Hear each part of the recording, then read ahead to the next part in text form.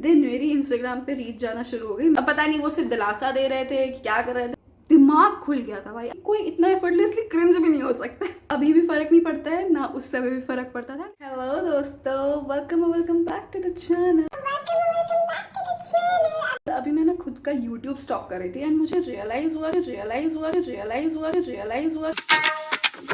हुआ कि भैया हम दोनों को एक दूसरे को ऐसे देखते हुए ताड़ते हुए करीबन 1 साल हो चुका है। 6 या 4 नवंबर 2024 को मैंने अपना पहला यूट्यूब वीडियो डाला था एंड तब से लेकर अब तक ये सफ़र रुका नहीं है। बीच में काफ़ी रुकावटें आई हैं, आई know, I am so sorry for that, but हम मिलते रहते हैं ना, हमारी बॉन्डिंग बनी रही है। तो आज हमने सोचा है कि यार पहला वीडियो हमने व्लॉग ही डाल दिया था, कहीं पे भी हमने अपना इंट्रोडक्टरी वीडियो अपने आप को इंट्रोड्यूस करते हुए तो तुम लोगों से बताया ही नहीं है। बट चिंता मत करो, हम अभी अपने को इंट्रोड्यूस नहीं करने वाले हैं, क्योंकि हमें पता है कि लाइक हम अभी इतने बड़े कोई बुद्धिजीव हुए नहीं हैं कि लोग हमारे बारे में जानने में कोई उत्सुकता रखेंगे। पहली चीज़। दूसरी चीज़ ये कि हमने इतने वीडियोस अभी तक डाल चुके हैं शॉर्ट्स और ब्लॉग्स के फॉर्मेट में कि तुम लोग को जितना पता होना चाहिए उतना पता है, ठीक है। अभी से ज़्यादा मत जानने की कोशिश करो। मुझे पता तुम लोग को जानना भी नहीं है, बट मैं फालतू की फुटेज खाना पसंद करती हूँ। तारना मित्तल जो सॉरी या तो हम तुम लोगों को अपने बारे में पर्सनल डिटेल्स कुछ नहीं बताने आए हैं, चिंता मत करो, बोर नहीं करेंगे। हम तुम लोगों को सिर्फ इतना बताने वाले हैं कि मैं कंटेंट क्रिएशन की जर्नी में कैसे आई। ये बात सिर्फ 1 साल यानी ये 6 नवंबर 2024 से लेके नवंबर 2025 तक की नहीं है। ये सफ़र 2020 से ही शुरू हो गया था, जब टिकटॉक ऑलमोस्ट बैन होने वाला था, जिसका मुझे बिल्कुल अता पता नहीं था। और टिकटॉक बैन होने से जस्ट 1 महीने पहले मैंने टिकटॉक वीडियोस बनाना शुरू किया, उसके 1 महीने बाद टिकटॉक बैन हो गया। आई नो ये सुनने में काफ़ी ज़्यादा अजीब सा लग रहा है कि टिकटॉक तुमने ही तो नहीं बैन करवा दिया, तुम्हारे शुभ कदम अशुभ तो नहीं हो गए। बट नहीं भाई, ऐसा कुछ नहीं है। मेरे संग बहुत सारे लोग कर रहे थे, जिससे भी मैं अभी मिलती हूँ और जो भी वीडियोस बनाता कहता है मैंने तो अपना सफ़र टिकटॉक से शुरू किया, फिर उसके बाद जैसे ही मैंने शुरू किया वैसे टिकटॉक बैन हो गया। तो ये सभी का दुख है, ठीक है। टिकटॉक बैन हुआ तो उसके चलते बहुत सारे ऐप्स आए, जैसे मौज, टकाटक और पता नहीं क्या क्या, उसके संग रील्स भी आया। तो मैं रील बनाया करती थी और मौज बनाया करती थी। मौज में मेरे 25,000 फॉलोअर्स विद इन 1.5 महीने हो चुके थे, ठीक है। तो मतलब बहुत सही मेरा मौज पे तो उधर चल रहा था। मेरे वहाँ से मुझे एक मैनेजर अपॉइंट हो गया था और एकदम बहुत सही, एकदम फेमस मुझे वाइब आने लग गई थी। उधर से PR वगैरह आ रहा था, दिवाली पे आई रिमेंबर दे गेव मिठाई का डिब्बा उधर से भिजवाया था उन्होंने। So it was all nice and all that, ठीक है। फिर उसके बाद मैं रील्स पे भी बनाना शुरू किया। अब रील पे इंस्टाग्राम पे मेरे काफ़ी एक्वेंटेंस भी थे, ठीक है। और उस समय मैं बहुत ज़्यादा बैडएस थी, ठीक है। मुझे इतने सारे लोगों ने क्रिंज बोला है मेरे सामने, मेरे पीठ पीछे, और मुझे उससे एक तिनका भर फर्क ना पड़े, ठीक है। मुझे करना था तो मुझे करना था। मुझे आज भी जो करना रहता है वो मैं करती हूँ। And to be very frank, अभी मुझे जब कोई क्रिंज कहता है ना, तो इट इज़ नॉट समथिंग कि मैं ये सिर्फ अपने आप को दिलासा देने के लिए कह रही हूँ। मुझे जेन्युइनली ऐसा लगता है कि हर एक इंसान का डिफरेंट एस्थेटिक होता है, ठीक है। कुछ लोग क्लासी होते हैं, कुछ लोग बहुत ही एफर्टलेस होते हैं, कुछ लोग ऐसे होते हैं, कुछ लोग वैसे होते हैं। मेरा एस्थेटिक है क्रिंज होना, ठीक है। मतलब एक यूनिक पैटर्न है भाई कि कोई इतना एफर्टलेसली क्रिंज भी नहीं हो सकता, ठीक है। मुझे अभी भी फ़र्क नहीं पड़ता है ना, उस समय भी फ़र्क पड़ता था। लेकिन उस समय थोड़ा सा लगता था, स्टार्टिंग ऑफ द टीनेज था, मैं 16-17 साल की थी एंड आई वाज लाइक कि यार लोग क्या बोलेंगे। बट स्टिल मैं वीडियोस बनाती थी, ये सोचती थी लोग क्या बोलेंगे, फिर भी मैं एकदम फालतू वीडियोस बनाया करती थी। सो यार मैं रील्स पे डालती थी वीडियोस। देखो, मेरा ये सब कुछ शुरू करने का पर्सपेक्टिव सिर्फ ये था कि मुझे देखना है कि मेरी रीच पहुंच पाती है कि नहीं। वो 1 लाख, 2 लाख, 100K, 200K मेरे व्यूज़ जा सकते हैं कि नहीं। तो मैंने खूब सारे रील्स भी डाले, खूब सारे मौज वीडियोस भी डाला। बट मुझे ऐसा लगता था कि मैं अपनी पूर्ण कोशिश करती थी कि मैं क्वालिटी कंटेंट दूं। जैसे कि अगर मैं एक ट्रांजिशन भी बना रही हूँ ना, तो मैं पूरा दिमाग लगाती थी कि मैं कैसे उसको अपने लेवल पे रह करके अच्छा बना सकती हूँ, ठीक है। अब ऑब्वियसली मेरे पास कोई बहुत ही ब्रांडेड फ़ोन नहीं था उस वक्त, और ना ही कोई रिंग लाइट था, ना ट्राइपॉड, कुछ नहीं था मेरे पास।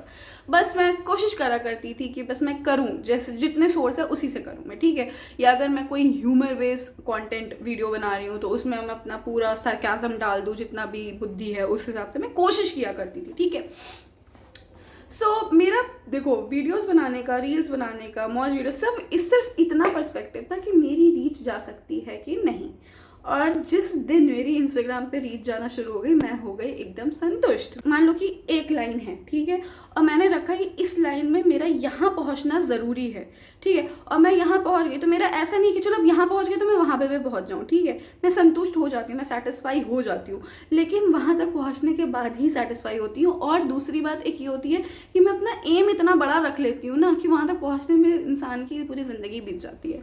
सो या ये मेरे कंटेंट क्रिएशन के साथ हुआ, मतलब उस समय में 2021 की मैं बात बता रही हूँ। जब मैंने रील्स बनाना शुरू किया, बहुत सारे रील्स बनाए, तो फाइनली मेरी रीच जाना अच्छी खासी शुरू हो गई और मेरा बहुत अच्छा पेज बन गया था।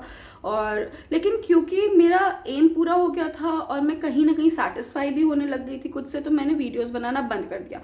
सिर्फ यही रीज़न नहीं था, रीज़न ये भी था कि मेरा 12th पास आ रहा था, 12th बोर्ड्स। मेरी family is very all about academics and stuff, okay.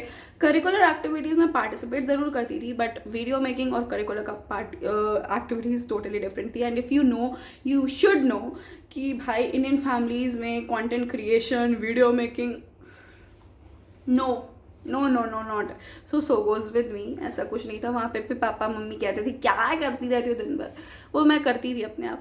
But let me give you a small context. ये रील्स वगैरह तो मैं तुम लोगों को बहुत ऊपर से बता रही हूँ, मैं तुम लोगों को एक चीज़ बताती हूँ। उस समय होता था इंस्टाग्राम पे IGTV करके एक, ठीक है, और उसी समय मैं एनकाउंटर हुई थी मोस्टली सेन, आशीष चंचलानी वाइन्स, ये सबसे, ठीक है। तो मेरा दिमाग खुल गया था भाई। I was so happy. मुझे आशीष चंचलानी वाइन्स देख करके, मोस्टली सेन की वीडियोस देख करके इतना मज़ा आता था ना कि मेरा ह्यूमर खुल गया था। और मैंने भी बनाया एक वाइन, ठीक है, जिसमें मैं बेसिकली एक माँ और बेटी का कॉमिक वीडियो बनाने की कोशिश करती थी, जिसका नाम था कोमल की माँ को माँ, ठीक है। एंड ट्रस्ट मी, उस समय जब मैंने ये IGTV पे वीडियो डाला था ना, अब ये देखो, ये मैं जहाँ पे रहती हूँ ना, तो वहाँ पे भोजपुरी वहाँ की एक लोकल लैंग्वेज है, ठीक है। तो वहाँ पे मुझे भोजपुरी इतनी खास नहीं आती है, बट और उस समय तो बिल्कुल नहीं आती थी, उस समय तो मैं पता नहीं क्या करती। बट या मैंने कोमा, यानी जो कोमल की माँ थी, कोमा और कोमल, उन लोगों के बीच में ये कॉन्वर्जेशन भोजपुरी में करवाने की कोशिश की थी, और माँ अपनी बेटी को हर समय रोस्ट करती थी। ये उसका पूरा आउटलाइन था उस वीडियो का। एंड वो मैंने IGTV पे वीडियोज़ डाले, एंड बाई लक लोगों को पसंद आया। ऑफकोर्स कुछ लोगों ने क्रिंज भी बोला, जो बाय द वे मेरे ही दोस्त थे, मेरे ही एक्वाइंटेंस थे। बट यू नो, मेरे सम ऑफ द जूनियर्स, मेरे सम ऑफ द सीनियर्स, उन लोगों ने मुझे पर्सनली बोला कि अब पता नहीं वो सिर्फ दिलासा दे रहे थे कि क्या कर रहे थे, बट उन्होंने मुझे बोला, मुझे बहुत अच्छा लगा। बट पता है उस टाइम पे ना इतना मेरे पास समय नहीं रहता था और इतना एफर्ट्स डालने का, मतलब मैं क्यूरियोसिटी के बारे बना ज़रूर लेती थी, लेकिन विद टाइम मुझे समझ में आया कि अगर मैं इसमें समय ज़्यादा झोंक दूंगी ना, तो हो नहीं पाएगा मेरा कुछ काम, क्योंकि मुझे पढ़ना भी हुआ करता था, घर के भी बहुत सारे काम होते थे, ऊपर से joint family and very very very very weird situation. So yeah, तो मैंने धीरे धीरे करके पहले 2-3 वीडियोस बनाए, बट फिर मैंने वाइन्स बनाना बंद कर दिया, क्योंकि उसमें बहुत मेहनत, पहले तुम सोचो, फिर उसके बाद स्क्रिप्टिंग करो, फिर उसके बाद लाइन्स थोड़ी सी याद रखने की ज़रूरत पड़ती है, राइट। तो वो सब बहुत मेहनत पड़ती थी। फिर उसके बाद एडिटिंग, फिर उसके बाद ना ऐसा कुछ नहीं था, मेरे पास ट्राइपॉड भी नहीं था, मेरे पास कुछ भी नहीं था। सिनेमैटिक शॉट्स, जैसे कि अगर मान लो कोमा यहाँ पे खड़ी है और कोमल को यहाँ, तो एक बार पहले मुझे फ़ोन ऐसे रखना है, फिर उसके बाद फ़ोन मुझे ऐसे रखना है। Getting my point. अभी तुम्हें सुनने में काफ़ी ज़्यादा नॉर्मल सा लग रहा होगा, बट जब उस समय करना पड़ता था ना, तो वो अजीब होता था। ऑल्सो मैं बहुत छोटी थी ना, तो पहले मैं क्या मैं ऐसा नहीं करती थी कि मैं पहले कोमा की सारी एक्टिंग कर लूँ, फिर उसके बाद मैं कोमल की। मैं क्या करती थी, पहले कोमा की एक्टिंग करती थी, फिर फटाक से कोमल बन जाया करती थी, फिर उसके बाद मैं फटाक से बिंदी, चश्मा, दुपट्टा पहन के कोमा बन जाती थी, फिर मैं हटा करके कोमल। तो बहुत ज़्यादा मेहनत पड़ जाती थी, तो मैंने वाइन्स बनाना बंद कर दिया। बट मुझे आज भी कुछ मेरे जूनियर्स हैं जो मुझे कहते हैं कि दीदी मुझे वो आपके वो वाला पीरियड बहुत पसंद आता, मतलब बहुत फनी वीडियोस होते थे। तो मुझे पता है, और पता है मेरे पास अभी भी बहुत अच्छे वाइन्स के आइडियाज़ है, जस्ट मैं टाइम नहीं मैनेज कर पा रही हूँ, वो मेरी कमी है। But some day for sure I know I will do it. So ये हो गया। फिर उसके बाद मैंने कहा कि यार वीडियो मेकिंग इतनी जल्दी बंद तो नहीं कर सकते। तो मेरा कभी भी ना शॉर्ट्स, वो जो शॉर्ट वाले वीडियोस होते हैं ना, वो रील में कभी इतना दिमाग था ही नहीं मेरा, हमेशा लॉन्ग फॉर्मेट वीडियोस में ही दिमाग था। तो मैंने IGTV से, हालांकि IGTV पे मेरे ज़्यादा से ज़्यादा 1000 व्यूज़ गए हैं, और उस समय मेरे शॉर्ट्स पे 1,00,000-2 लाख व्यूज़ जाया करते थे, शॉर्ट्स पे सिर्फ 1000-2000 व्यूज़ जाया करते थे। बट मेरे लिए वही ज़्यादा खुशी होती है, क्योंकि उस पर अगर मुझे 1-2 कमेंट्स भी आ जाते थे ना, कुछ कंस्ट्रक्टिव क्रिटिसिज्म या कुछ भी, तो मैं खुश हो जाया करती थी कि यार एटलीस्ट लोग इंगेज तो कर रहे वाला चीज़ था। तो मैंने वाइन्स बंद किया, व्लॉग्स डालना शुरू किया, एंड व्लॉग भी मैं बहुत बहुत मेहनत से बनाया करती थी भाई। उस पॉइंट पे भी सब कुछ हर समय सिर्फ इन शॉर्ट यूज़ किया मैंने। सो मैंने व्लॉग्स बनाना शुरू किया, धीरे धीरे करके। ऐसे ही जब मेरी रीच जाने लग गई तो मेरा मन उठने लग गया, टू बी ऑनेस्ट। पहला रीज़न ये था। दूसरा रीज़न ये भी था कि भाई 12th आ रहा था पास में, तो मुझे 12th पे भी ध्यान देना था। उसके बाद मुझे अपनी नीट के लिए ड्रॉप लेना था। इफ़ यू डोंट नो, मैं मेडिकल परस्यू करने वाली थी, बट विद टाइम मैंने मेडिकल छोड़ दिया। उसकी कहानी भी कुछ और है, हम आपको बाद में बता देंगे। तो मैं बहुत ज़्यादा अपने एकेडमिक प्रेशर पे एकेडमिकली प्रेशराइज्ड थी। सो आई वाज लाइक कि लेट इट बी। तो हमने अपना इंस्टाग्राम बंद कर दिया, मतलब प्राइवेट कर दिया आईडी, और बहुत ज़्यादा इतना कुछ खास फोकस नहीं रखा उसके बाद। देन उसके बाद 22 का लास्ट आ गया, 2023 का स्टार्ट आ गया, जिस पर भी मैं मेडिकल के लिए ड्रॉप में थी, तो मैंने कुछ खास काम नहीं किया। इसके बाद समय आता है cut to my college time, जब मैं कॉलेज में एडमिशन लेना होता है मुझे। और भाई तब मुझे रियलाइज़ होता है कि मुझे फाइनली आई थिंक यूट्यूब शुरू करना है। लेट मी टेल यू, जिस वक्त मैं अपने इंस्टाग्राम पे बहुत एक्टिव थी, मेरी रीच बहुत अच्छी जाती थी, तो मैं अपने इंस्टाग्राम स्टोरी पे हमेशा आस्क मी एनीथिंग डाला करती थी। तो उसमें मुझसे बहुत लोग पूछा करते थे कि like do you want to pursue YouTube as your future thingy और समथिंग लाइक दैट। और उस पॉइंट पे मैं आई डोंट नो, ये सबकॉन्शियस था कि कॉन्शियस था, पता नहीं क्या ही था। मैं इतनी कॉन्फिडेंटली बोला करती नहीं, YouTube is not my thing, मैं यूट्यूब कभी नहीं करूँगी, मैं ये सब सिर्फ टाइम पास के लिए करती हूँ। बट डीप डाउन मुझे पता था कि मुझे यूट्यूब करना है। बट मेरे लिए यूट्यूब इतनी बड़ी बात थी ना, इतनी बड़ी बात। आज भी मेरे लिए यूट्यूब बहुत बड़ी बात है। अगर मैं ये कर पा रही हूँ तो I feel very grateful, very privilege, because I always wanted to do it and I know so many people want to do it.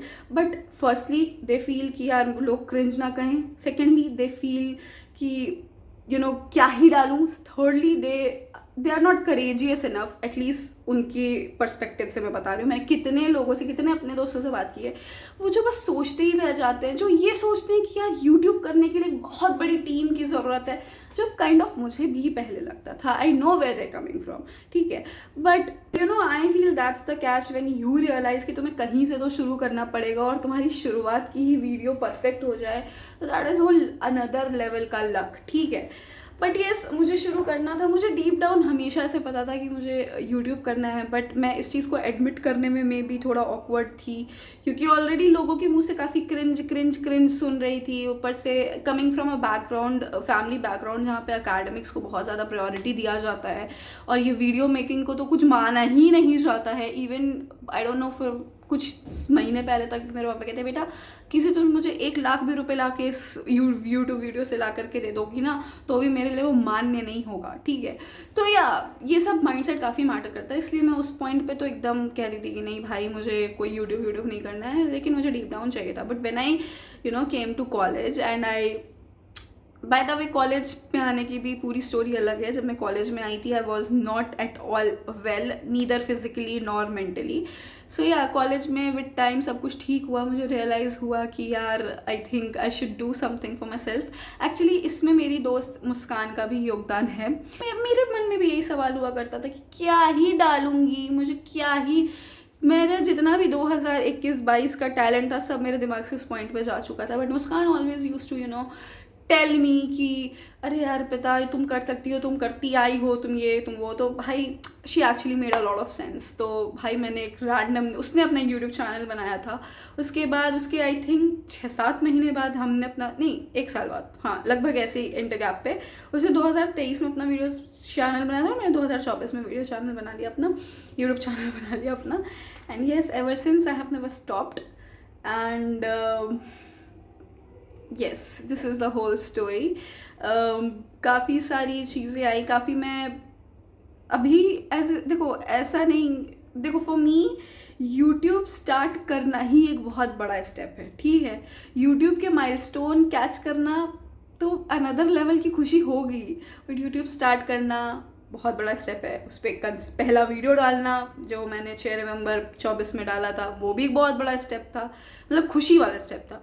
फिर उसके बाद इस पर कंसिस्टेंट रह पाना बहुत बड़ा स्टेप है। फिर उसके बाद छठ पूजा वाला व्लॉग अगर तुमने नहीं देखा जाके देख लो, उस पर मैंने बताया कि कैसे मुझे एक रिकॉग्नाइजेशन मिली, वो भी एक बहुत बड़ा स्टेप है मेरे लिए।